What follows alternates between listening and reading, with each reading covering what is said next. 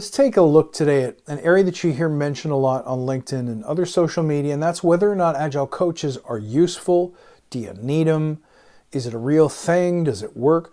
Well, coaching works, as we know, in any area where you're looking to improve something and there's someone who has some experience, some wisdom, and hopefully a way of transmitting it and sharing it and teaching it so that you can benefit. The problem, of course, is that people wonder, well, are Agile coaches just glorified Scrum Masters? Can they really teach you something that you couldn't learn from a book? Are they providing real value over just, doubling down and training you on various Scrum processes at a deeper level? And the answer is it depends on the practitioner, but it also depends on the method of coaching. When a bank buys coaching, they're expecting you to come in and solve a problem for them. They're expecting you to watch and monitor behavior. When you see something's wrong, to reach in and correct it and offer suggestions. The problem is, that's the one kind of coaching that really tends to backfire. Here's the idea. You can never push coaching on people. People pull coaching. Think about professional baseball. I might be a hitting coach. My job is to watch a hitter and to help them make suggestions where they're not coming through, where they're not performing well, that might tune or tweak their performance. So first thing I have to see is a gap, but you as a player have to see that gap as well. The truth is, if you don't see that there's a gap, you're not going to be open to coaching on it. You're not going to want my advice. You'd be like, Coach, I'm doing fine. I'm hitting 340 or I'm hitting 280, and that's about as good as I'm going to do. Until that student is ready, the teacher can't mysteriously appear and impose themselves on them. So to be in a room and say, well, that retrospective wasn't bad. Would you like to know how to do it better?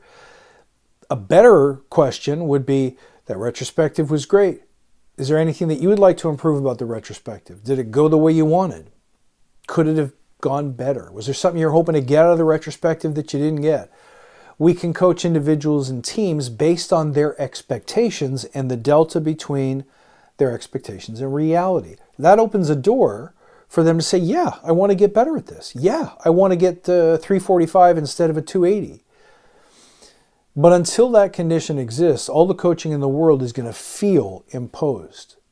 So it's almost always a mistake to come into a room and say, I'm here to fix you, when no one's asking to be fixed.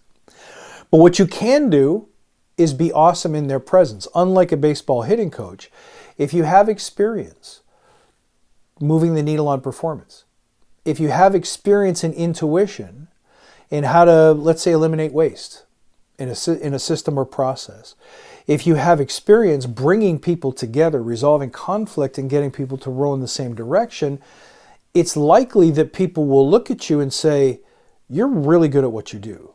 Can you teach me how to be better too? Now that's a pull.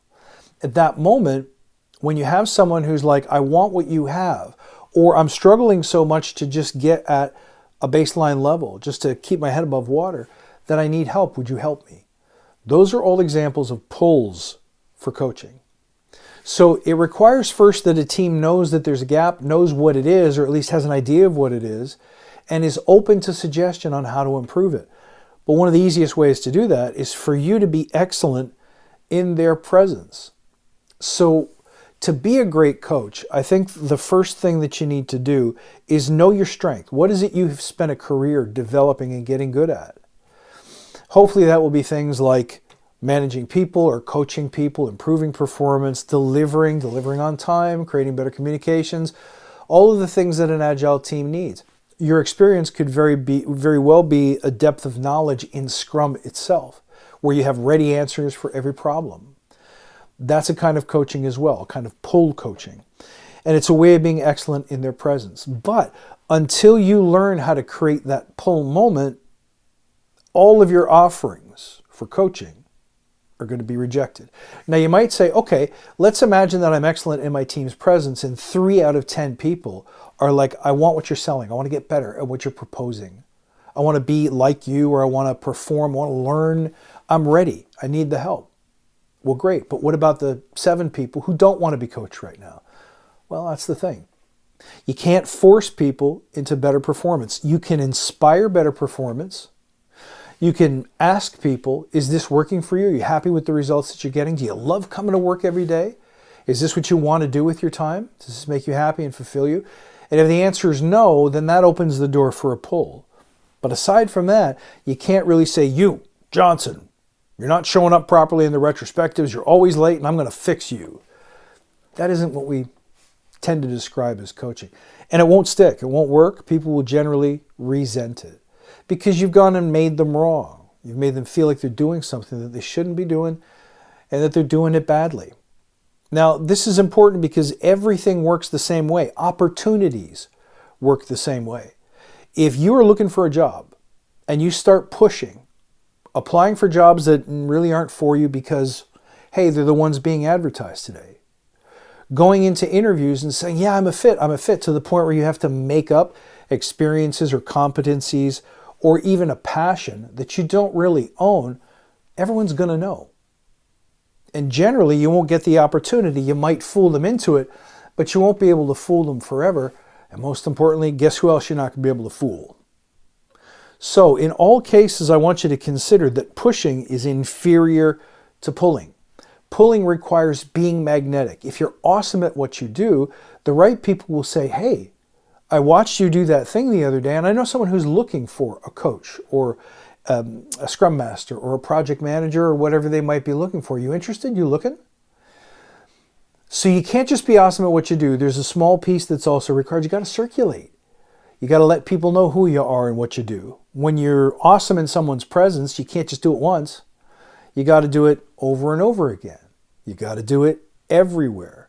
So the practice that I want you to scale this week as a coach or a prospective coach is figure out what your awesomeness is. What are you really, really great at? Showcase that skill as much as you can when the opportunity is right, but never push your coaching on anyone. Instead, do the thing that is authentically you, your purpose, your passion, your awesomeness. But then circulate. Let other people see it. And the more people see it, the better. That takes conscious effort and planning and preparation and the will to go out and meet new people all the time. And just have conversations. Do what you do. Make offers. Put little proposals on the table. Make suggestions. And see who bites. This, for me, has been a huge game changer in terms of getting the results that I want, but not just getting the result for the sake of the result, getting the result because it's what I really want and feel fulfilled by. Hope this helps you. Look forward to seeing you in the next one. Until then, stay badass.